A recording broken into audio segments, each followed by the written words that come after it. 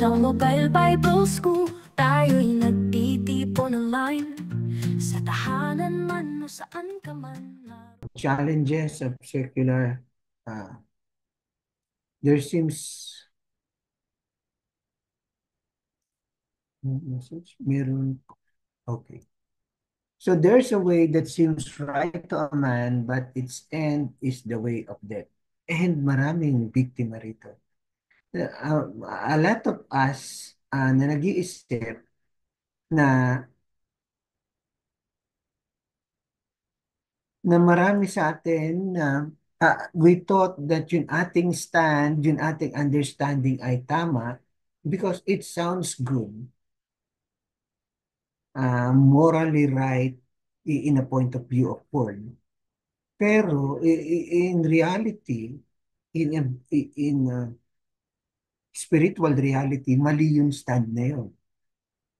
So, yung mga laws na tao, they're fighting for a right thing as they assume in their mind that it's really the end of that is death. Ibig sabihin, hindi ito way ni God.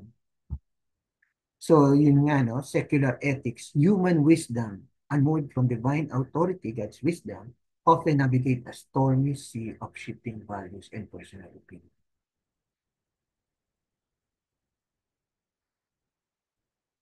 That's why we need to study Christian ethics. While it promises freedom and progress, it struggles to provide a cohesive moral foundation. Now, it tried to defend a secular ethics and try to study yun yung mga secular ethics. Pag binasa mo in different point of view, hindi sila nagtutugma. Ibig sabihin, I'm trying to say is may kanya-kanya silang point of view. Dahil understanding lang ng tao yun eh. But yung biblical understanding, there's only one.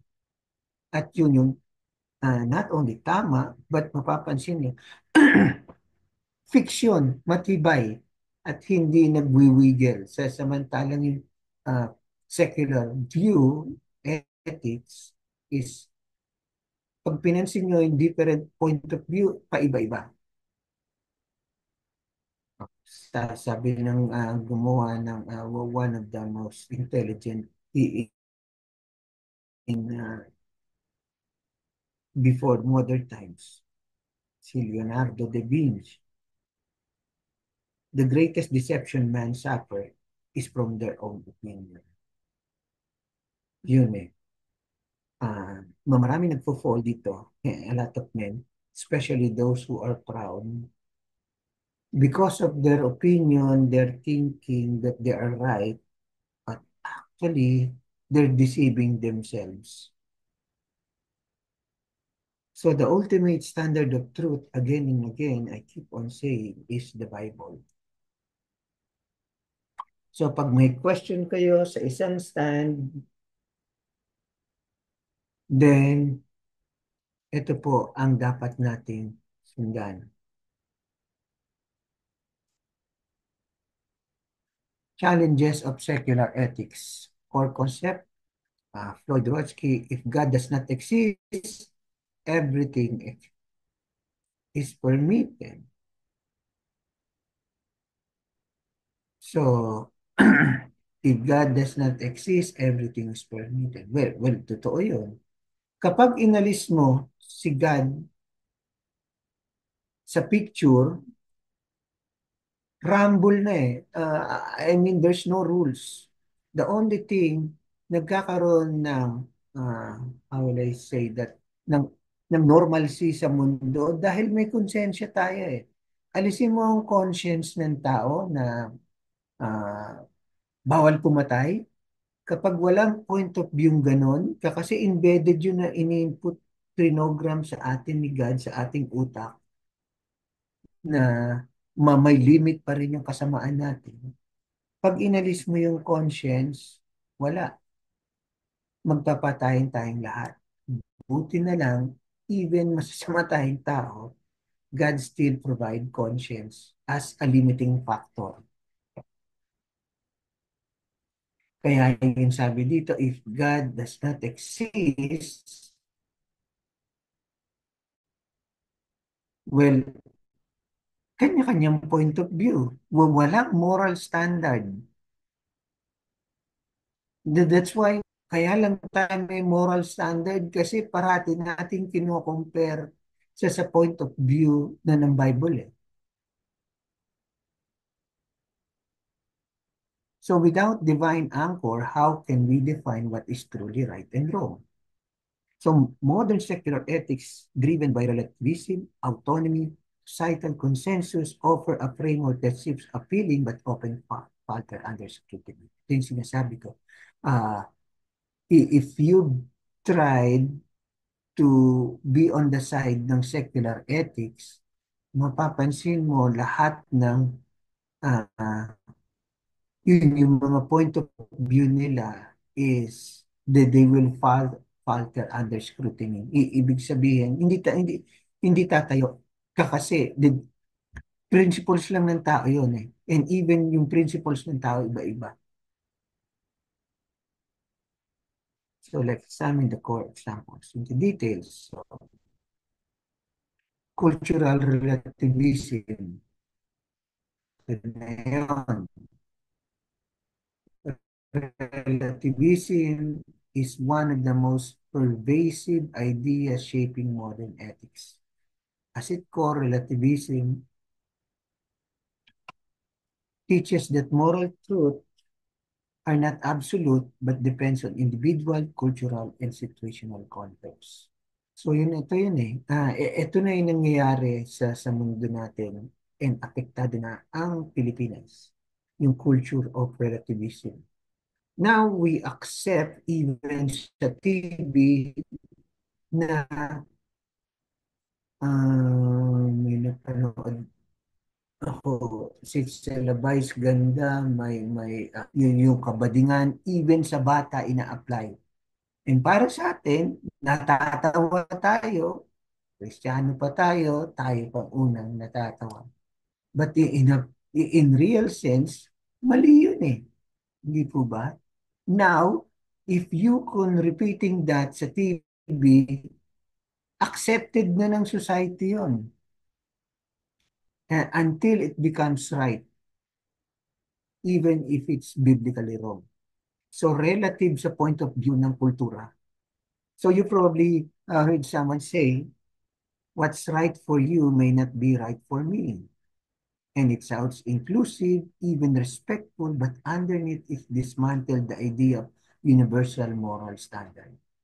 Ito na yung mga sagot ng mga tao ngayon. Sa tingin mo, tama ka. Pero sa akin, hindi ganun yung tama eh. So, yung what is right depends on kaninong view. Well, masarap pakinggan. It sounds inclusive kasi tama nga naman. Point of view mo yan, point of view ko to. Di ba? So, it's even respectful ang dating. Pero ang tunay nun, binubuwag mo na yung tunay na truth na tinuturo ng Biblia. Kasi pag sinabi yun, na itong biblical principles, ang sasagot sa iyo, sa tingin mo, tama yan. Pero ito yung stand ko. Right? So when truth becomes subjective, ito na yun eh, subjective subject na sa point of view ng tao, consistency in ethics become impossible. So nawawala na. Until mawala na uh, biblical truth, yung Christian ethics. Kaya sabi ni C.S. Lewis, a man does not call a line crooked unless he has some ideas of without absolute, how do we determine what is truly right or wrong? Ito yung sabi niya dun sa book niyang Mere Christianity, na nakuha niyo yung idea. The only thing we say na Hindi yan straight line. Kasi alam natin may straight line. So, alam natin may truth, kaya lang, yung point of view natin na nababago na. Pero despite of that, may basihan ng straight, ng what is right. And that's the only thing we just don't accept it. Kagaya ng uh, the most common good example is yung existence ni God. Sinasabi ng mga tao, well, walang Diyos. The very reason niya sinasabi yon kasi alam niya na may Diyos. Kino-contradict niya lang for for the reason na uh, something happened for him in the past, that's why ayaw niya nang maniwala sa Diyos. And this is not my point of view. According sa Christian psychologists, most of the atheists, this you need to understand, most of the atheists, sabi ng isang Christian uh, apologist na psychologist, most of the atheists, yun yung mga hindi niniwala sa Diyos, something bad happened from them in the past. At umaasa sila that God will do some miracle sa kanilang buhay pero walang nangyari. And from that day on, they become atheists. So, ibig sabihin, itong mga atheists, hindi lang nila nakuha yung gusto nila na that's why they now opposing. So, how to win back mga atheists, not to prove only that there's God, but to prove dun sa taong yon na mahal pa rin siya ng Diyos. Yun yung nabasa kong napakaganda eh. Hindi mo kailangan makipagdebate kasi pinag-aralan nila yun. Ang paramdam mo dun sa atheist na yon na mahal siya ng Diyos.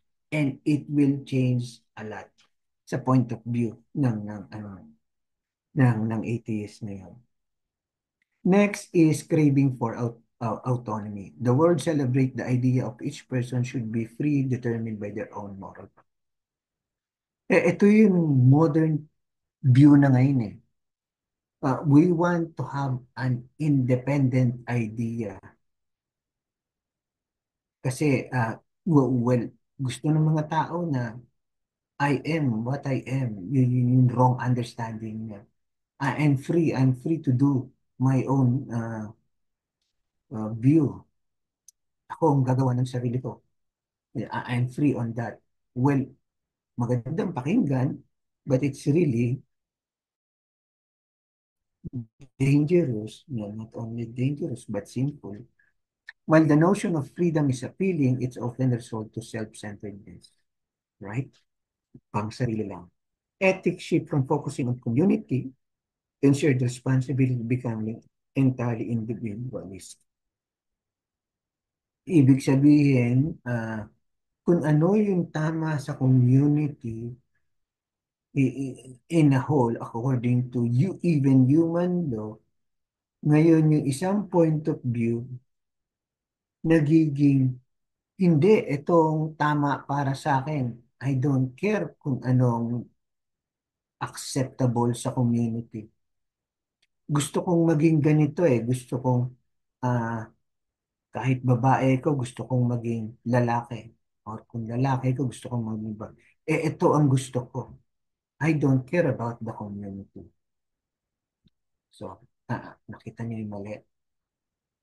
Yung maling autonomy characteristic, which really come from the devil, is really against na sa teaching ng Bible. So, Dietrich Bonhoeffer, I hope I say it correctly, freedom is not something man has for himself, but something he has for others. Ito yung wrong understanding ng the world all around us. Ang freedom sa atin is independent sa lahat. Well, hindi po eh. Ang freedom natin is how we relate to one another. So, we keep that on to focus. Kasi ang freedom ngayon ng definition is autonomy. I mean, I wanna be what I wanna be. So autonomy, when pursued without accountability, leaves a moral vacuum where collectively well-being is often sacrificed personal gain.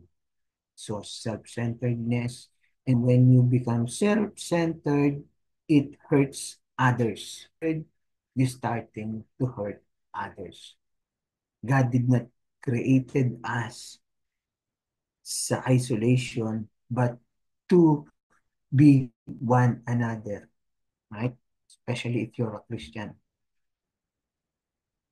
Well, not only Christian, kumbaga standard ni God yun. So, consensus-based morality. Ito, ito isa pa sa mga common to. Consensus. Morality, in many cases, is shaped by societal norms and popular opinion. Ito yung popular opinion, yung mga tibing napapanood natin na alam nating mali na, and dahil paulit-ulit, popular accept it as right. Kagaya ng